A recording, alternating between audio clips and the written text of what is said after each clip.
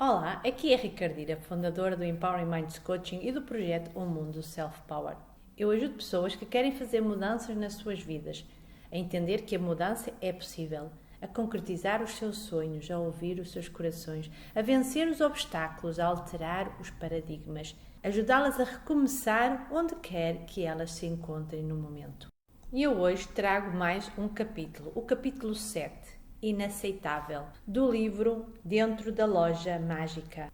O improvável acaba por acontecer. A capacidade de acreditar em si mesmo, de se imaginar de bata branca durante quase 7 anos, acabou por tornar o improvável real. Se James se deixasse vencer pelo mundo exterior e não continuasse a tentar a esgotar todas as possibilidades para realizar o seu sonho de menino, tudo não passaria de um bonito sonho. A alimentação diária de um sonho, a realização dos passos necessários, a determinação para ultrapassar os desafios que muitas vezes pareciam tão grandes e a persistência na sua busca foram fatores determinantes na jornada de James. Neste episódio, James partilha como a determinação pode ultrapassar obstáculos quase intransponíveis e que a persistência leva à abertura de novas possibilidades que te levarão ao teu objetivo. Vamos, portanto, dar início à leitura. Apesar de ter sido aceito na faculdade, estava mal preparado para gerir o meu trabalho a tempo inteiro com as aulas e estudo. Fazia ainda parte da equipa de remo, determinado que estava a conseguir o tal blusão com letras. Ano após ano, parecia estudar mais do que qualquer outra pessoa e apenas para obter nota suficiente para passar. Durante os primeiros anos, viajei frequentemente de autocarro de Irvine para Lancaster, mas por vezes ia de boleia. Apesar de trabalhar arduamente, as semanas que passava longe da faculdade para ir tomar conta da minha mãe, controlar o meu pai ou ajudá-lo a sair de uma crise para logo se meter noutra, pesavam. Quando chegou a altura de me candidatar à escola médica, não só não tinha sequer uma média de 2,5 GPA, como parecia que nem sequer ia conseguir formar-me. Como futuro estudante de medicina, estava a falhar miseravelmente. Nessa altura, a média GPA para entrar no curso era de 3,8.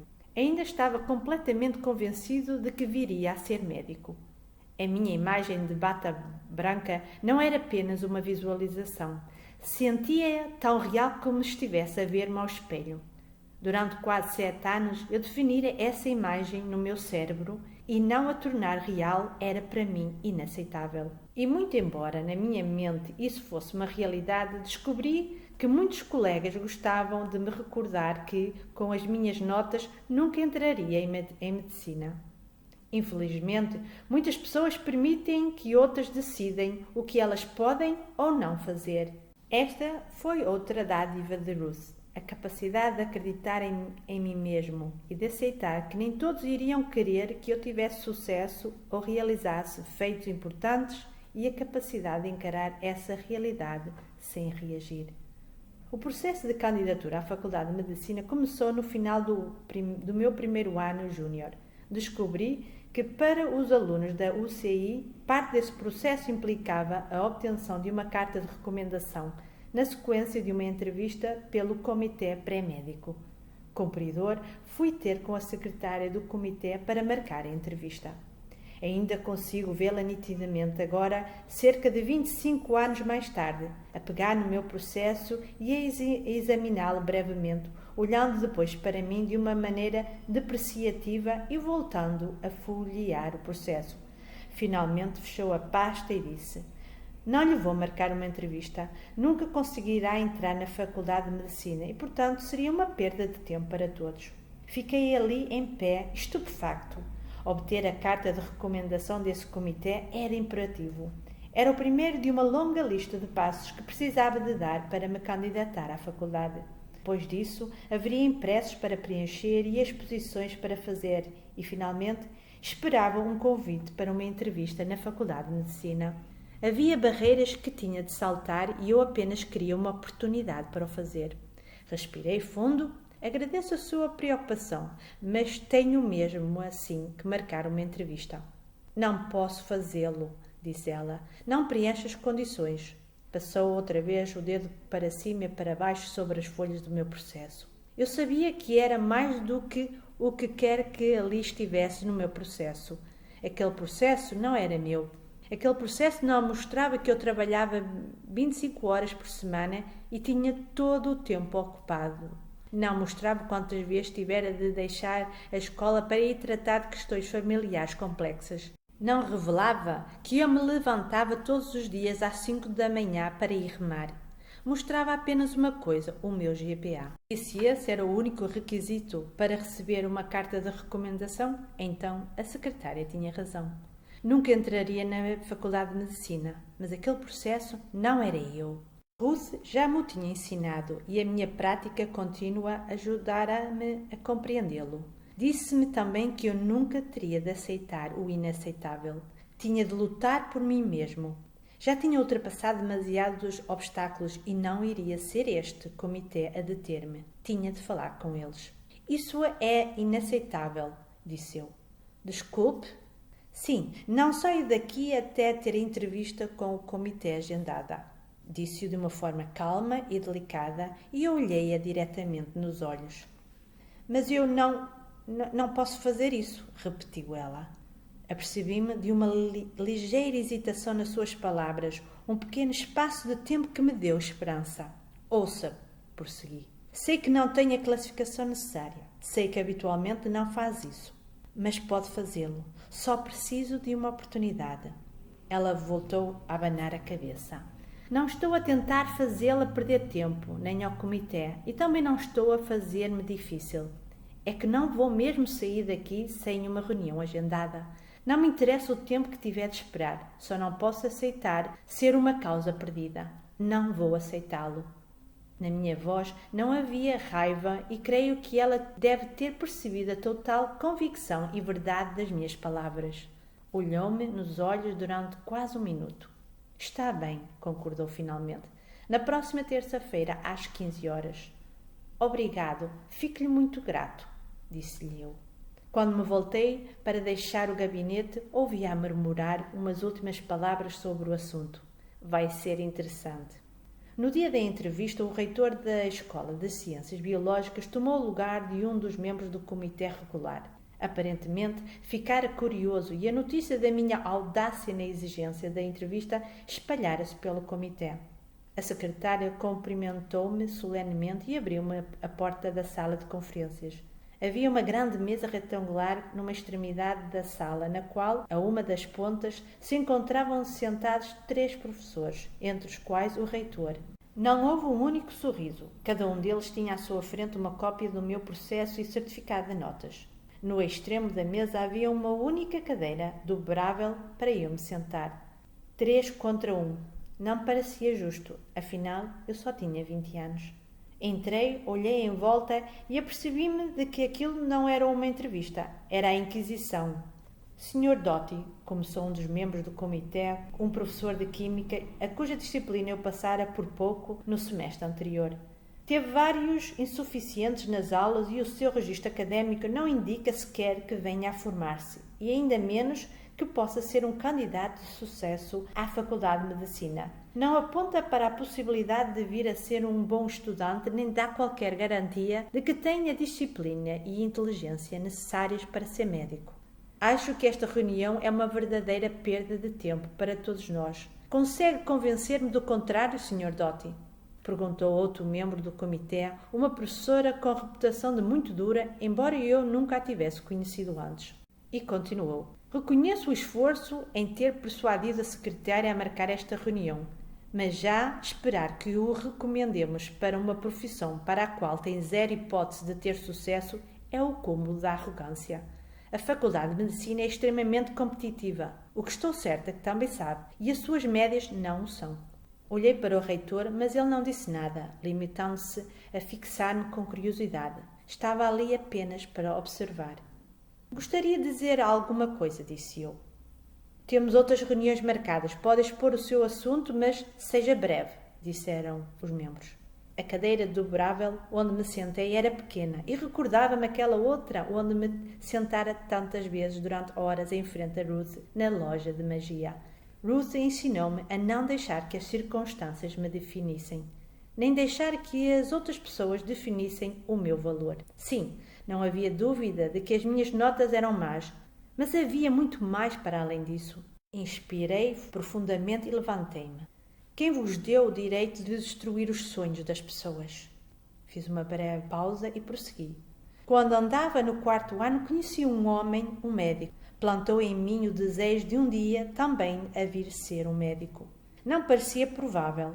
Nunca alguém da minha família foi para a universidade. Nunca ninguém foi um profissional de qualquer espécie, muito menos um médico. No 8º ano, conheci uma mulher que me ensinou que tudo é possível se acreditarmos em nós próprios e se travarmos a voz na nossa cabeça que nos diz que o que somos tem por base o que fomos. Eu cresci pobre, cresci sozinho. Os meus pais fizeram o melhor que podiam, mas tinham as suas próprias lutas. Olhei para os membros do comitê. Os 2 professores continuavam de braços cruzados, mas o reitor inclinara-se ligeiramente para a frente e fez-me um breve aceno para que continuasse. Este sonho tem-me acompanhado toda a vida. Tem-me motivado, sustentado, tem sido a única coisa consistente na minha vida. É verdade, nem sempre tive as melhores notas, mas também nem tudo esteve sob o meu controlo. Trabalhei tão arduamente como os meus colegas, ou até mais, e ainda que o meu registro não o mostre, garanto-vos que nunca se apresentou perante este comitê pessoa mais determinada do que eu a ter sucesso na Faculdade de Medicina. Olhei para aquelas 3 pessoas que tinham o meu futuro nas suas mãos. 2 delas nem pareciam ter ouvido, e pela primeira vez em muito tempo senti o medo, a ansiedade percorrerem-me o corpo. Conheci esta sensação. Era a que tivera durante os primeiros 12 anos da minha vida. O meu coração começou a bater desenfreadamente. Voltei a sentir-me como aquele rapazinho perdido e a dúvida começou a insinuar-se em mim como nevoeiro. Quem era eu para achar que um dia poderia ser médico?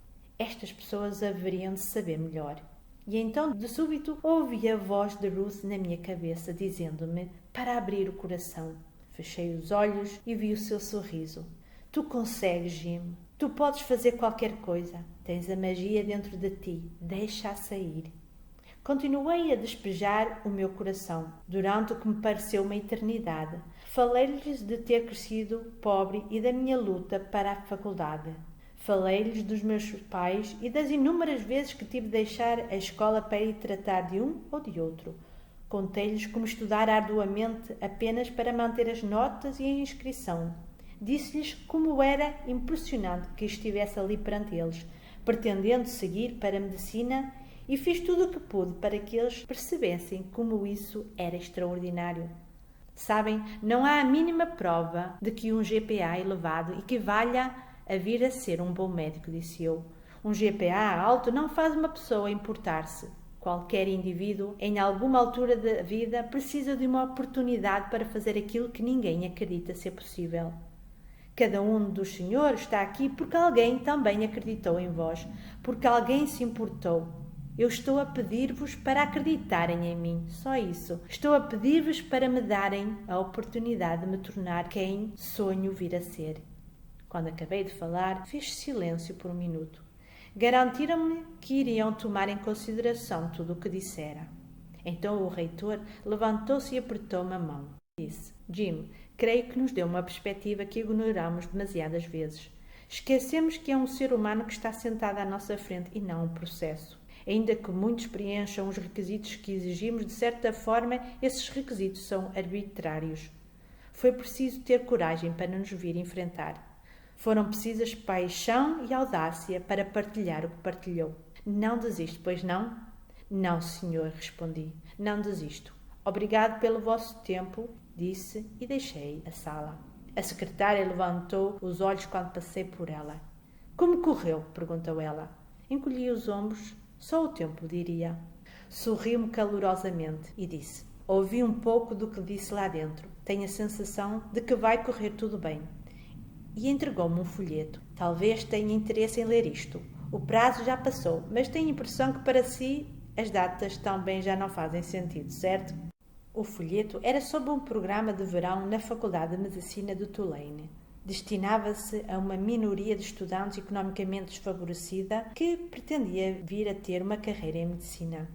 Era um curso de verão enriquecedor, que permitia a experiência de laboratório e ajudava na preparação do exame final, o teste que qualquer candidato a medicina teria de fazer. Obrigado, respondi. Olhei para o folheto da Escola de Medicina de Tulane. Não sabia nada sobre ela, mas naquele momento tive a sensação de que iria ser a chave para o meu futuro. O comitê pré-médico acabou por me dar a recomendação mais elevada possível. A magia de Ruth voltara a funcionar. Quando telefonei para o número que constava no folheto, a pessoa que me atendeu informou-me de que o prazo já terminara. Pedi então para falar com o Dr. Epps, o diretor do programa. Disse-lhe que tinha de ser aceito no programa. Ela deixou-me contar a minha história e finalmente disse-me: Jim, envie-nos a sua candidatura. Vai correr tudo bem. E 2 semanas mais tarde eu recebi a carta de admissão para o programa de verão. Infelizmente não tinha o dinheiro para a viagem, já que Tulane ficava em Nova Orleans. Por coincidência, logo após ter recebido a carta de admissão, recebi um telefonema do meu pai. Estava novamente na cadeia em Los Angeles e, como ia ser libertado, precisava que eu o fosse buscar. Disse que necessitava de dinheiro para comer e um quarto de hotel porque a minha mãe não o deixava voltar para casa e ele iria acabar por ter de dormir na rua.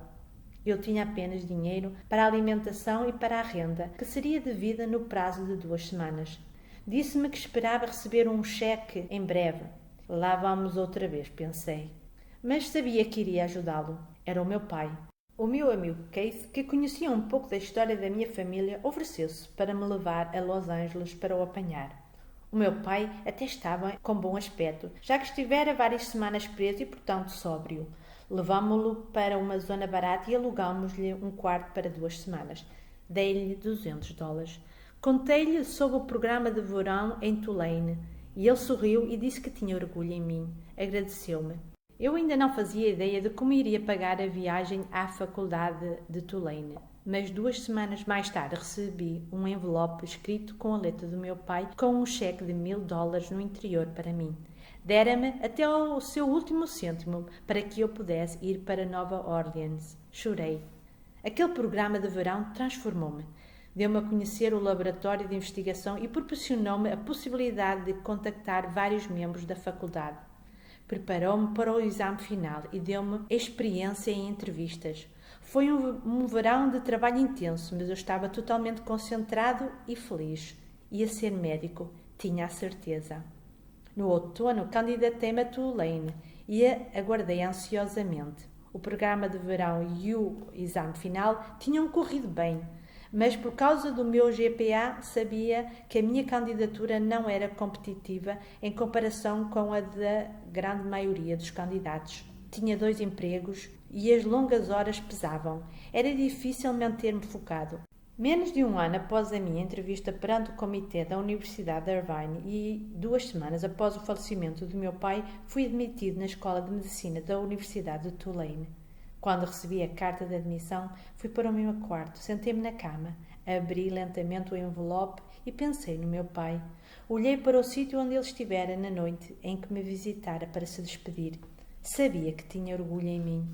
Tal como fora sublinhado durante a minha entrevista com o comitê pré-médico, eu não tinha unidades suficientes para me licenciar, mas ainda assim fui à cerimónia de graduação, juntamente com o resto da turma de 1977. A minha admissão na Escola de Medicina estava condicionada à obtenção do diploma. No 3º ano, regressara à casa para tomar conta da minha mãe após mais uma tentativa de suicídio e tive de desistir das aulas. Em consequência, ficaram-me a faltar 3 cadeiras opcionais da área de Biologia.